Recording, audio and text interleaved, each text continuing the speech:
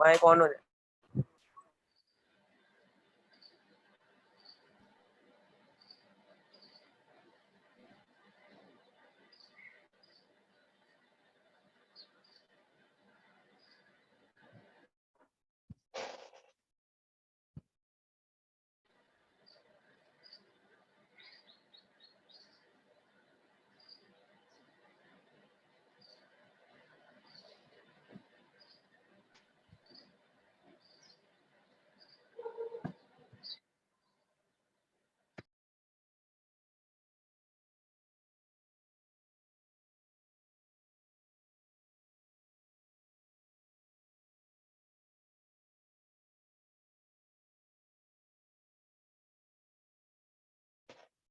ठीक है, तो मैंने कुछ किया नहीं, यहाँ पे सिर्फ सिंप्लीफिकेशन किया, राइट।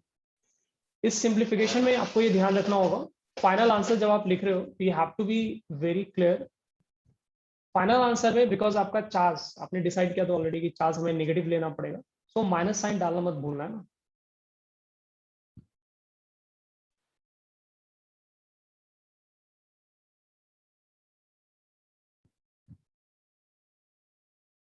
ठीक है, आई होप सभी को क्लियर है।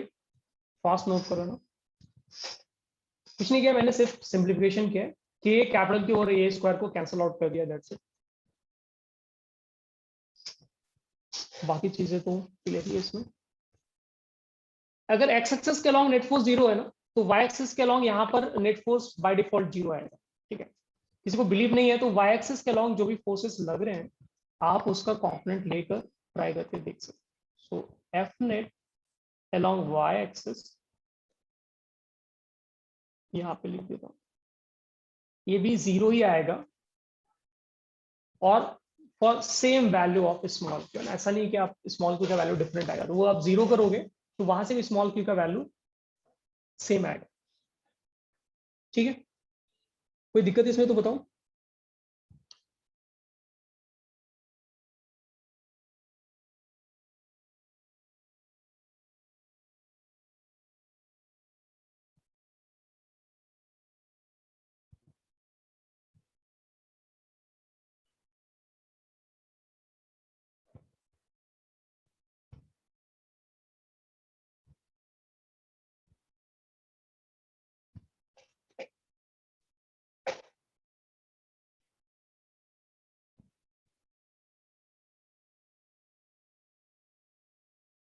क्रिश ज्वाइन कर लिया तुमने?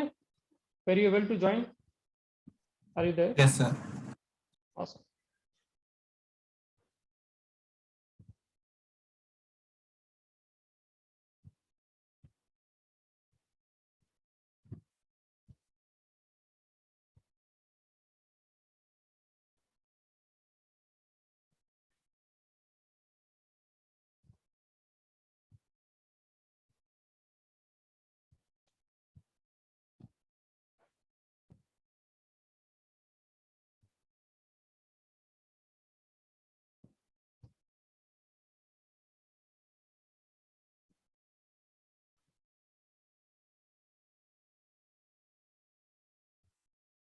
किसी को कोई डाउट इसमें तो बोल दो,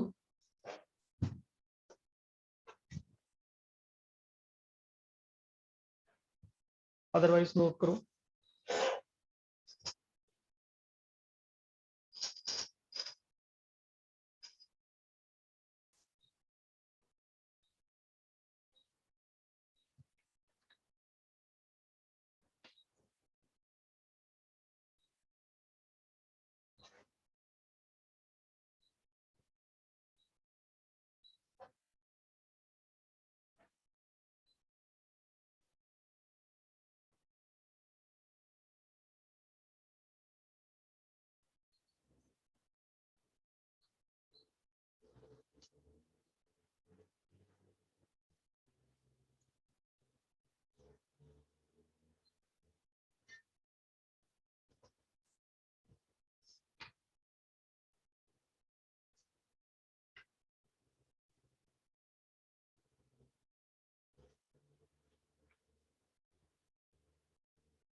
ओके, चैट पे रिप्लाई कर दो किट्स, अगर सब लोगों ने नोट कर लिया तो फिर हम लोग नेक्स्ट प्रॉब्लम के लिए चलेंगे।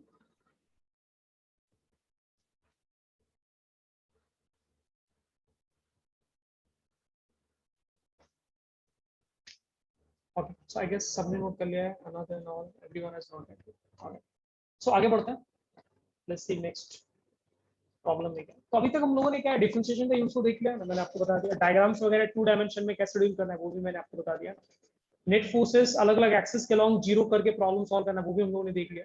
अभी हम लोग एक प्रॉब्लम देखेंगे जिसमें मैकेनिक्स, ऑब्वियसली मैकेनिक्स का किसी भी 2 चैप्टर के साथ आप कंबाइन करके इलेक्ट्रोस्टैटिक्स के क्वेश्चन बना सकते हैं। इसमें मैकेनिक्स को यूज करके इन लोगों ने एक क्वेश्चन बनाया जिसमें थोड़ा सा कैलकुलस यूज होगा। तो लेट्स सी उसमें क्या है हमारे पास। So let me write question.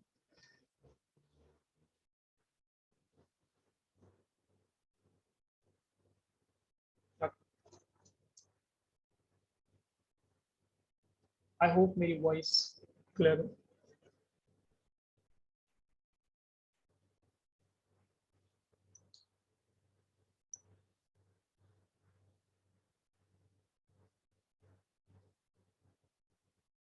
So question says the charge Q1, एक चार्ज उसको फिक्स करके रखा आपने।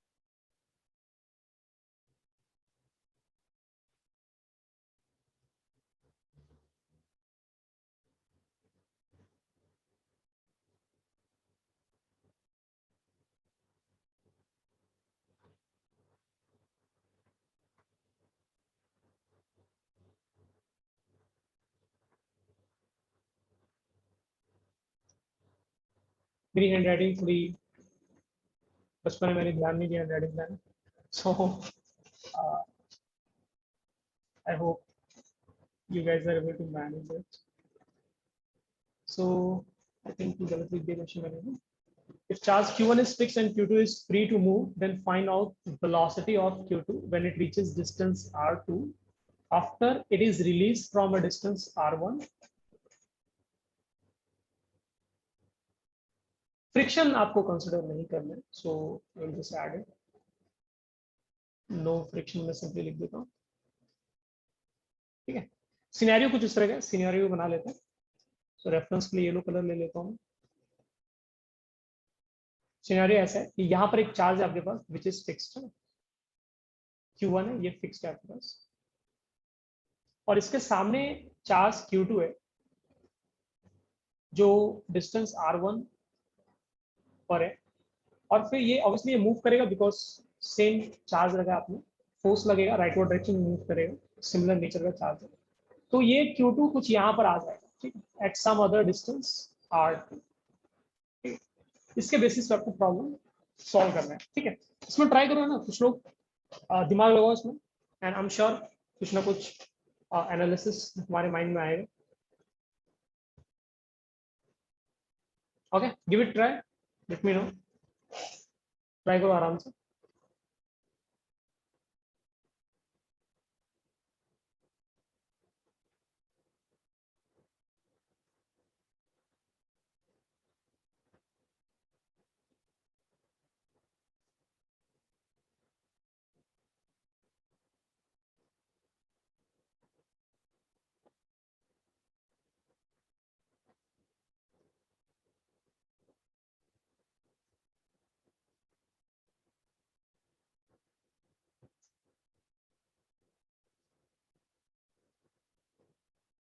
मास जो है चार्ज का, ऑब्वियसली मास रिक्वायर्ड होगा ना, तो आप एक काम करो, और बिना मास के चार्ज होता नहीं है, सो हर चार्ज का कुछ ना कुछ मास होगा चाहे किसी भी फॉर्म में। तो एक काम कर लेते हैं, इसका जो मास है हम लोग स्मॉल एम लिख लेते हैं। चार्ज का जो मास है Q2 चार्ज का मास वो स्मॉल एम लिख लेते हैं। फर्स्ट वाले चार्ज के मास की आपको जरूरत नहीं पड़ेगी, so it's not really required है ना।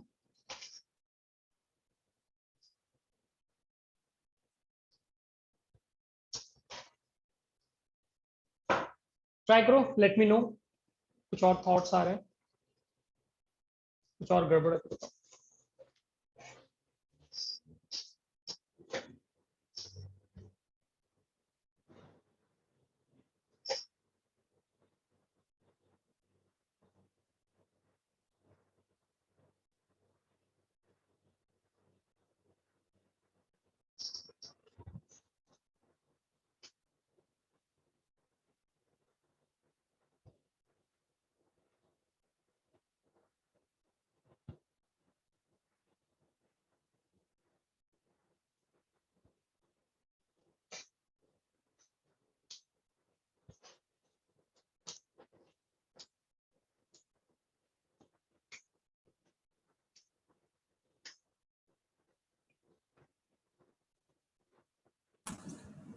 Sir, can we send photo sorry point क्या करें? भेज दे व्हाट्सएप पे किस चीज का? आंसर का? अच्छा सॉल्यूशन का, हाँ बिल्कुल भेज सकते हैं व्हाट्सएप पे। If anyone wants to share जो भी आपने सॉल्व किया, that too you can do.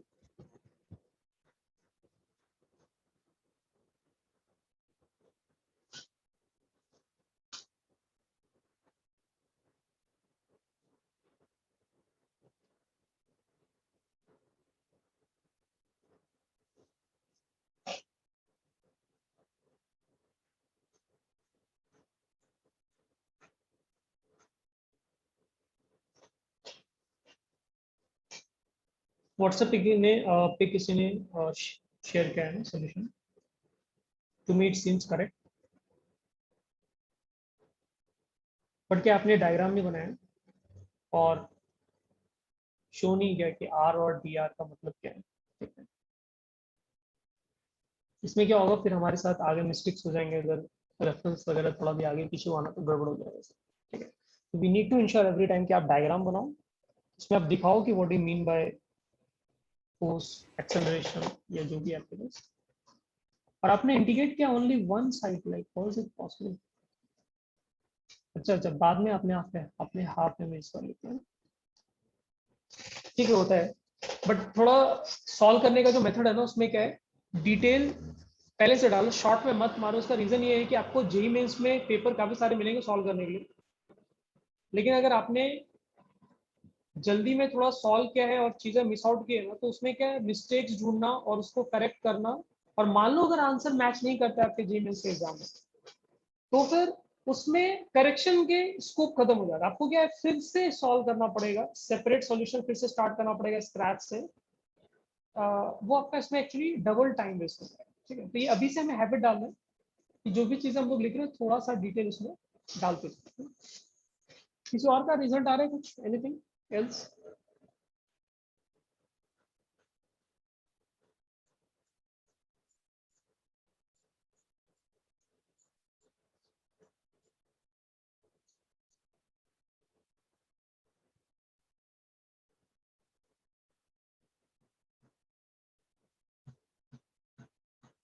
तो आई गेस सारे लोगों ने ट्राई कर लिया। हम लोग देख लेते हैं इसमें क्या कॉन्सेप्ट अप्लाई करना है। ठीक है, सब लोग स्क्रीन देखो ध्यान से। Q1 क्या है, फिक्स है तो मूव करेगा नहीं, तो इसके बारे में सोचना ही टाइम वेस्ट है। Q2 जो चार्ज है उसमें इधर कुछ फोर्स लगेगा, ठीक है, और फोर्स का वैल्यू क्या होगा, किसी भी जनरल डिस्टेंस r के लिए है ना, आप लिख सकते हो। ठीक है, तो फोर्स का वैल्यू किसी भी जनरल डिस्टेंस r के लिए आप लिख पाओगे कि दोनों चार्जेस का प्रोडक्ट डिवाइड बाय उनके बीच का डिस्टेंस का स्क्वायर।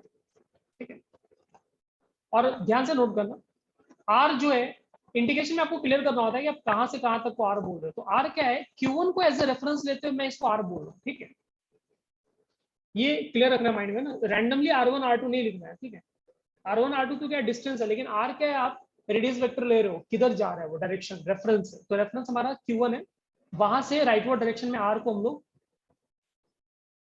लोगों ने R लिखा है, और फोर्स का डायरेक्शन और R के जाने का डायरेक्शन, दोनों का डायरेक्शन क्या आपका सेम। फोर्स क्या होता है, अब आपका मास इनटू एक्सेलरेशन होता है। ठीक है, तो इस Q2 चार्ज को इधर कुछ एक्सेलरेशन मिलेगा, लेट्स से A, तो ma का वैल्यू हो गया। ठीक है, और आप ध्यान से नोट करना, जिस डायरेक्शन में आप जा रहे हो उस डायरेक्शन के डायरेक्शन में अगर मैं एक छोटा सा डिस्प्लेसमेंट लेता हूं, तो मैं आर के टर्म्स में उसको डी आर लिख सकता हूँ। राइट, अगर मैं थोड़ा सा Q2 अगर थोड़ा सा आगे जाएगा तो मैं इसको डी आर लिख सकता हूँ। आर के डायरेक्शन में आप थोड़ा सा आगे गए तो change in are will be D R, है ना। तो आप एक्सेलरेशन को, बचपन में वो फॉर्मूला जो आपने पढ़ा होगा, A equals to V DV by D S, है ना, ये फॉर्मूला जो आपका आता है ना, वो आप याद करो और यहाँ पे लगा दो। So we can write we DV by, but D S नहीं लिखेंगे, विल राइट डी आर। ठीक है, तो यहां से क्या दिख रहा है हमें कि डिफरेंशियल फॉर्म में वेलोसिटी का रिलेशन है। तो वेलोसिटी वाला जो टर्म है ना उसको एक साइड में रखो, और बाकी सारी चीजों को, स्पेशली कांस्टेंट वगैरह को आप राइट साइड में कर दो। ठीक है, so we can write it like this. यहाँ पे क्या है, दो वेरिएबल का ग्रुप बन गया। एक यहाँ पर क्या आपके पास वेरिएबल है v, और एक यहाँ पे वेरिएबल क्या आपका r। तो अब आप इंटीग्रेशन का सिंबल यूज आप इसको इंटीग्रेट करके इनके बीच का वेरिएशन के बीच में आप रिलेशन आप फाइंड कर सकते हो। ठीक है। सो वी डीवी का अगर याद हो x का इंटीग्रल x स्क्वायर बाय 2 होता है, सिमिलरली v का इंटीग्रल करोगे तो ये आ जाएगा v स्क्वायर बाय 2। ठीक है।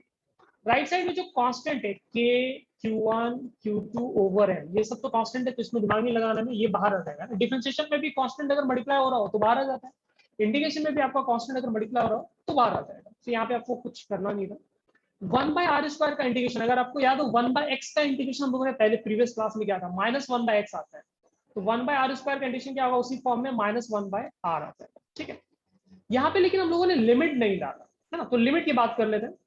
तो आप ये सोचो कि इनिशियली आपका चार्ज कहाँ पर है, तो R1 पोजीशन पर। ठीक है। मतलब Q1 चार्ज से R1 डिस्टेंस पे इनिशियली आपका चार्ज, और इनिशियली चार्ज का, if I am not wrong, question ने कहीं पर बोला होगा रिलीज का मतलब क्या हुआ, इनिशियली आपका वेलोसिटी क्या था, 0 था। अब जब हमें क्या वेलोसिटी फाइंड करना है, R2 डिस्टेंस पे वेलोसिटी फाइंड करना, तो मान लो R2 डिस्टेंस पे वेलोसिटी v है, कुछ होगा, we don't know. So limit आपको रखना है 0 से v, और इधर रखना है R1 से R2। ठीक है। तो लेफ्ट में आपका वैल्यू हो गया v square by 2 upper limit, 0 रखोगे तो सब 0 ही हो जाएगा। राइट साइड में आपका हो जाएगा, आपको एक बार अपर लिमिट रखना है R2, which means you will write 1/R2। फिर आपको याद है लिमिट्स के बीच में क्या होता है, माइनस साइन होता है ना, ये इंटीग्रेशन के फॉर्मूला में आता है। देन आप लिखोगे 1/R1। ठीक, अब बस यहाँ पे सिंप्लीफाई कर लो, तो v स्क्वायर बाय 2 का वैल्यू यहाँ से आ जाएगा k q1 q2 over m, और ये हो जाएगा 1/R1 -1/R2। आई थिंक आप यहाँ से v लिख सकते हो, 2 times k q1 q2 R2 minus R1 divided by m R1 R2 और इसको स्क्वायर। तो ये आपका आंसर है। तो नोट कर लो, और कोई दिक्कत हो लग रहा है इसमें, कुछ गड़बड़ लग रहा है तो बता सकते हो ना, लेकिन ये दिमाग में रखना है, डायग्राम बना रहा हूँ, और रेडियस वेक्टर मतलब पोजीशन वेक्टर आप कहाँ से कहाँ तक ले रहे हो, और क्या वेरिएबल है, किस डायरेक्शन में वेरिएबल, और जिस डायरेक्शन में आपने वेरिएबल लिया है, अगर उसी डायरेक्शन में आप मूव कर रहे हो, शिफ्ट हो रहा है आपका पार्टिकल, तो आप पोजीशन वेक्टर को dr लिख सकते हो। अगर आपने कुछ उल्टा लिया तो फिर उसके अकॉर्डिंग आपको एडजस्टमेंट करना पड़ेगा। You might not understand the difference now, but जब थोड़ा सा आप आगे बढ़ के डिफरेंशियल कैलकुलस आप ढंग से पढ़ोगे स्टैंडर्ड 12 के मैथ्स में, तो फिर आपको रियलाइज होगा कि डिपेंडिंग ऑन आपने क्या रेफरेंस लिया है, same value can deceive you, है ना, वो आपको धोखा दे सकता है और गलत आंसर आ सकता है।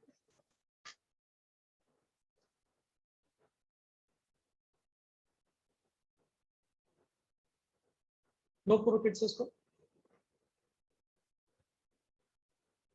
एक सेकंड, किसी बच्चे ने मैसेज किया है, let me check. So he is saying basically, sir I directly applied what did you apply, work done equals to change in kinetic energy, ये लगाया क्या आपने? हाँ क्रिश, वर्क डन आपने कैसे फाइंड किया? Sir, k q1 q2 upon r square into 3r। हाँ, but work done आपने इंडिकेट करके फाइंड किया।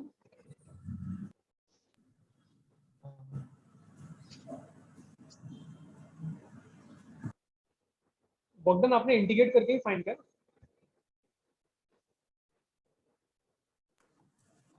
हाँ सर। सही सही, कोई दिक्कत नहीं। किसी ने अगर वर्क डन से यूज किया तो भी सेम अप्रोच है। मैं क्या, I want to avoid mechanics का core concept as much as possible, जो बेसिक फंडामेंटल वहां से मैंने सॉल्व किया। ऑल्दो बेसिकली मैथमेटिकली तो मीनिंग मोर और लेस सेम होता है।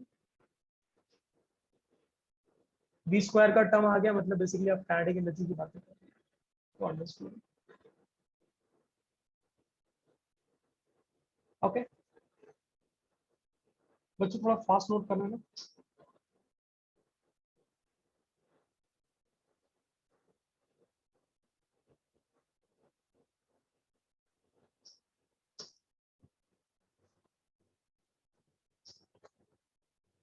समझ नोट कर लिया,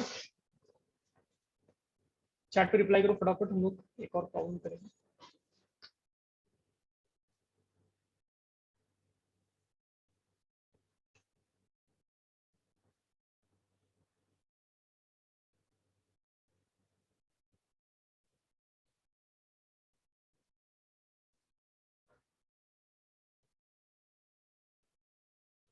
okay, so I guess more और लेस सारे बच्चों ने नोट कर लिया, तो मैं आगे बढ़ रहा हूँ।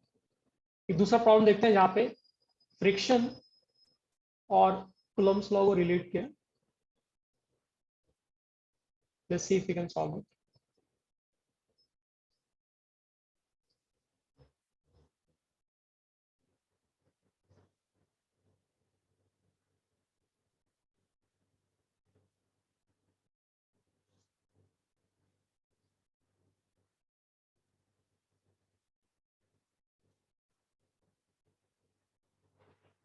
सो क्वेश्चन में हमारे पास एक रफ सरफेस है, यहाँ पर एक चार्ज है ब्लॉक शेप में, और ये फिक्स है। एंड एक दूसरा ब्लॉक है हमारे पास, सारे ब्लॉक छोटे छोटे हैं ना, छोटा छोटा ब्लॉक। चार्ज इसका Q2 है, मास है, और जो कोफिशिएंट ऑफ फ्रिक्शन है यहाँ पे वो आपको म्यू गिवन है।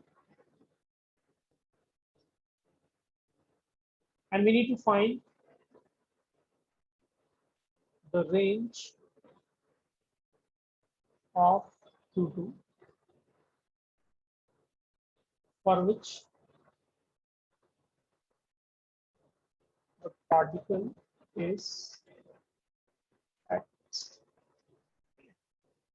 ट्राई करो, बताओ क्या रिजल्ट आएगा। अगेन Q2 चार्ज का नेचर क्या है, दे आर नॉट गिवन, उन्होंने बताया नहीं कि वो पॉजिटिव चार्ज है या नेगेटिव चार्ज है। तो यहाँ पर आपको समझना है कि क्या लेना पड़ेगा हमें।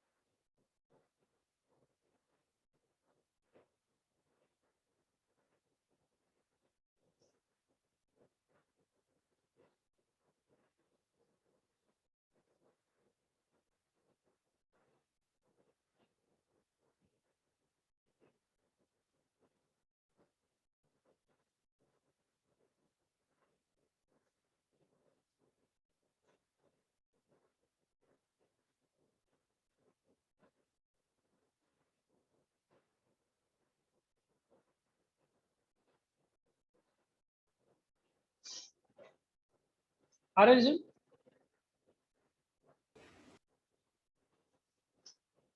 चैट पे रिप्लाई करो फटाफट।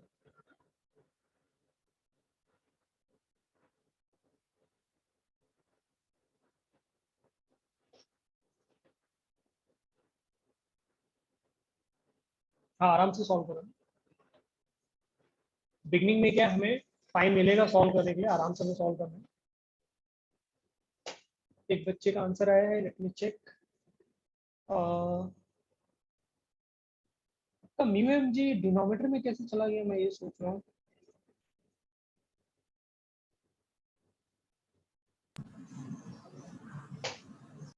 हमें चार्ज का रेंज निकालना है।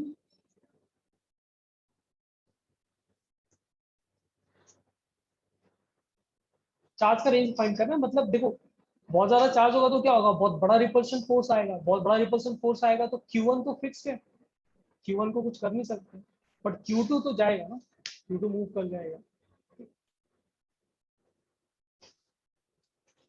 और अगर Q2 इनफैक्ट Q2 पॉजिटिव हो तो रिपल्शन फोर्स काफी बड़ा होगा, और अगर Q2 नेगेटिव है तो अट्रैक्शन फोर्स काफी बड़ा होगा। इवेंचुअली क्या है, अगर आपने इतना फोर्स लगा दिया है कि फ्रिक्शन फोर्स का जो मैक्सिमम वैल्यू है वो ही नहीं झेल सकता उसको, तो फिर हमें वहां पर लिमिट मिल जाएगा ना। यही कंडीशन आपको लगाना है, ठीक है। कुछ और बच्चों को रिप्लाई है, let me check. So okay fine, Keshav का भी आंसर आया। Okay great. सो देखते हैं एक बार कैसे सॉल्व करेंगे इसको, है ना, बहुत सिंपल कॉन्सेप्ट है। आप क्या करो, for the sake of simplicity let's assume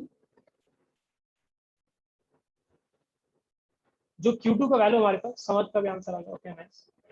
Q2 का वैल्यू आप मान लो पॉजिटिव है, ठीक है।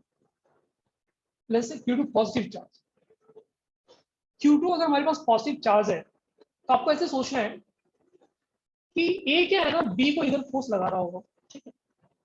एंड ब्लॉक का टेंडेंसी, फ्रिक्शन कैसे लगता है, एकदम सिंपल बेसिक्स रिवाइज कर लेते हैं फिर से। फ्रिक्शन फोर्स कैसे डेवलप होता है, जिधर टेंडेंसी है, जिधर लग रहा है कि वो ब्लॉक शिफ्ट हो जाएगा, उसके अपोजिट फ्रिक्शन लगता है। तो ब्लॉक पे force capital F right word लग रहे हैं, तो ब्लॉक का राइट डायरेक्शन में शिफ्ट होने का टेंडेंसी, तो अर्थ क्या करेगा, लेफ्ट के डायरेक्शन में फोर्स लगाएगा, ठीक है। और हमारा कंडीशन क्या है कि हमें चार्ज नंबर 2 को रेस्ट पे रखना है, विच मीन्स फ्रिक्शन फोर्स का जो वैल्यू है वो क्या होना चाहिए आपका, कैपिटल एफ के इक्वल होना चाहिए, ठीक है। या फिर हमें ऐसे बोलना चाहिए फ्रिक्शन फोर्स का वैल्यू जो है वो, फ्रिक्शन फोर्स का जो मैक्सिमम वैल्यू है ना, वो कैपिटल फोर्स के इक्वल होना चाहिए। देखो अगर मान लो छोटा फोर्स आया तो फ्रिक्शन फोर्स क्या है, छोटा सा डेवलप होगा, दोनों एक दूसरे को बैलेंस कर देंगे। अगर आपका फ्रिक्शन फोर्स का वैल्यू, आपका अगर कैपिटल एफ का वैल्यू बढ़ता है तो फ्रिक्शन फोर्स भी बढ़ेगा, कैपिटल एफ और बढ़ेगा तो फ्रिक्शन फोर्स और बढ़ेगा, लेकिन एक लिमिट होती है फ्रिक्शन फोर्स की, आपकी एक लिमिट होती है, इससे ज्यादा फ्रिक्शन फोर्स नहीं लग सकता। स्टैटिक फ्रिक्शन फोर्स का जो मैक्सिमम वैल्यू होता है, एफ मैक्स लिख दे रहा हूँ, तो वो फ्रिक्शन फोर्स कैपिटल एफ का इक्वल कर दूं, और उस फ्रिक्शन फोर्स का वैल्यू होता है mu times normal reaction. Normal reaction अगर याद हो बच्चों, नॉर्मल रिएक्शन कैसे लिखते हैं, ग्राउंड पे फोर्स क्या लगा रहा है आपका ब्लॉक mg, तो ग्राउंड ऊपर नॉर्मल रिएक्शन लगा रहा होगा ना, तो मैं साइड में लिख दे रहा हूँ, यहाँ पर नॉर्मल रिएक्शन का वैल्यू क्या हो जाएगा, mg हो जाएगा, ठीक है। तो फ्रिक्शन फोर्स कैसे डिपेंड करता है, mu times normal reaction, friction coefficient into normal reaction. तो आप ये लिखोगे म्यू एन, ये हो गया आपका मैक्सिमम वैल्यू जो फ्रिक्शन हमें दे सकता है to counterbalance force. And force क्या लिखोगे, दो चार्ज के बीच में, डिस्टेंस कुछ भी लिख लो, मेंशन किया हम लोगों ने distance already. So let's say इन दो चार्जेस के बीच में डिस्टेंस है, लेट्स से r है, so we can write k q1 q2 over r square, ठीक है। तो यहां से देखो क्या हो गया आपका, q2 का वैल्यू आ गया mu n r square over k q2, ठीक है। या फिर n की जगह आप mg लिख सकते हो, तो आप ऐसे लिख पाओगे mu mg r square over k capital, ठीक है। देखो इसका मीनिंग क्या हुआ, इसका मीनिंग हुआ कि इतना चार्ज मैक्सिमम है, इससे ज्यादा अगर आपने चार्ज रख दिया तो फिर राइट वाला ब्लॉक क्या हो जाएगा, वो इतना बड़ा फोर्स उस पर लग रहा है कि वो लिटरली राइट चला जाएगा, it start moving toward in right word direction, ठीक है। तो अगर सिमिलरली अगर नेगेटिव चार्ज है तो क्या होगा, नेगेटिव चार्ज है तो क्या होगा, आपका ब्लॉक इतना बड़ा फोर्स अट्रैक्शन उस पर लग रहा होगा कि वो लेफ्ट की डायरेक्शन में मूव करने लगेगा। तो mathematically we can write in general, so in general we can write कि अगर आपको रेस्ट पे रखना है तो Q2 का जो वैल्यू है वो इन दोनों के बीच में कहीं पर आपका होना चाहिए, ठीक है। म्यू mg r स्क्वायर, अगर पॉजिटिव चार्ज है तो इस लिमिट से छोटा, और अगर नेगेटिव चार्ज है तो इस लिमिट से छोटा, ठीक है। मैग्नीट्यूड वाइज देखो, या फिर अगर डायरेक्शन वाइज बोल, I mean plus minus sign के साथ आपको बोलना है, सॉरी सॉरी माय बैड, मैंने Q2 निकालना था तो यहाँ पर हर जगह Q1 होगा, गलती से मैंने Q2 लिख दिया। मैं रेड कलर से करेक्शन कर दे रहा हूँ सो दैट ये दिमाग में रहे, ये यहाँ पे Q1 होगा बच्चों, Q2 नहीं होगा, Q2 तो हम लोग फाइंड नहीं कर रहे ना, Q1, ठीक है। तो ये वैल्यू हो गया आपका, इसके बीच में अगर आपका चार्ज है, अगर नेगेटिव चार्ज है लेकिन उस नेगेटिव के अपर लिमिट से छोटा है मैग्नीट्यूड वाइज, है ना, या फिर पॉजिटिव चार्ज है बट पॉजिटिव चार्ज के अपर लिमिट से छोटा है, तो फिर आपका चार्ज जो है क्या रहेगा, वो रेस्ट पे ही रहेगा, ठीक है। इसको नोट कर लो फटाफट, फिर मैं आपको एक होमवर्क क्वेश्चन देता हूं जो हम लोग नेक्स्ट क्लास में डिस्कस करेंगे, जिसमें हम लोग एसएचएम का जो एक बेसिक यूज है वो देखेंगे ना, बट पहले फटाफट सब लोग नोट कर लो।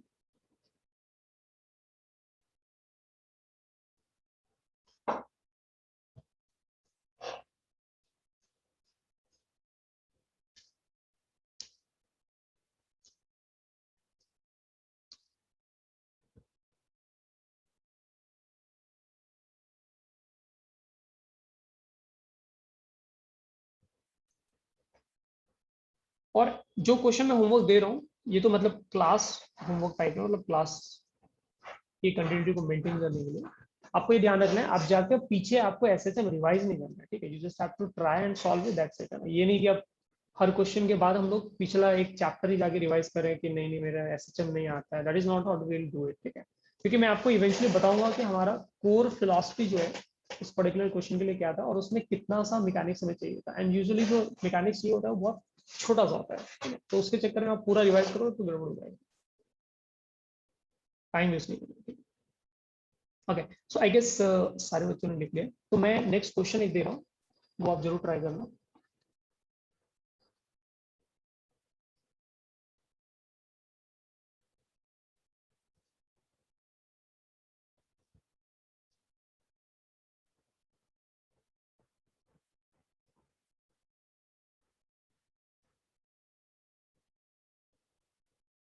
मैं डायग्राम नहीं बना रहा हूँ, पूरा लैंग्वेज लिख रहा हूँ, सो दैट आप खुद से विजुलाइज करो और उसको ट्राई करो।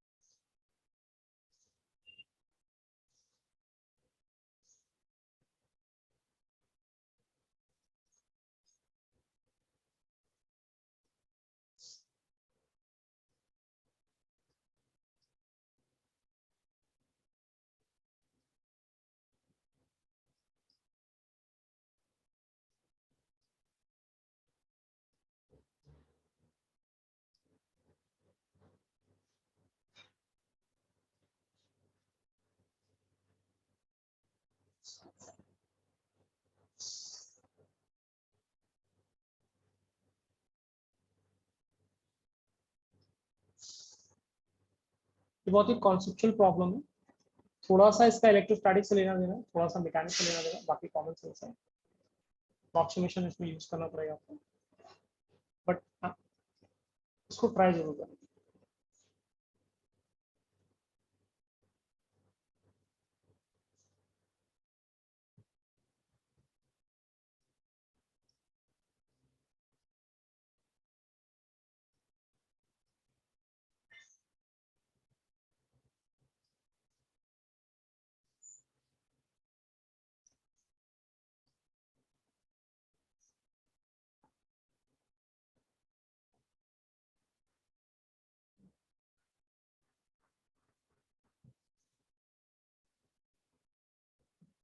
क्वेश्चन मेरे साथ ही लिख लो ना,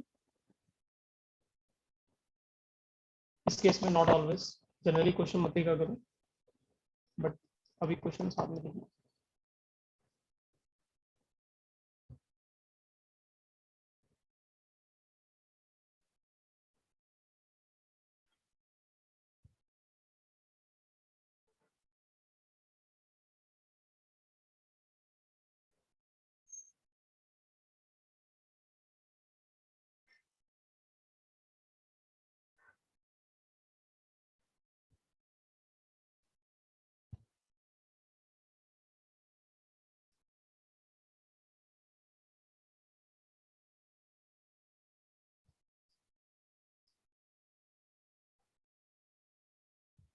आपको ये ध्यान में रखना है ये क्वेश्चन ऑल्दो इनकरेक्ट है,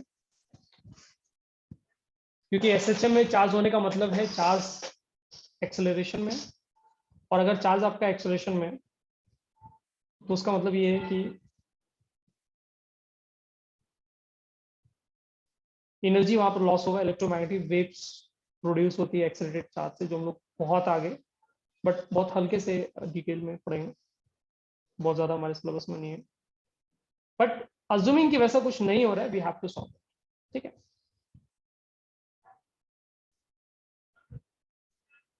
इसको एक सिंसियर ट्राई देना और फटाफट नोट करो और कंफर्म करो that you have noted it.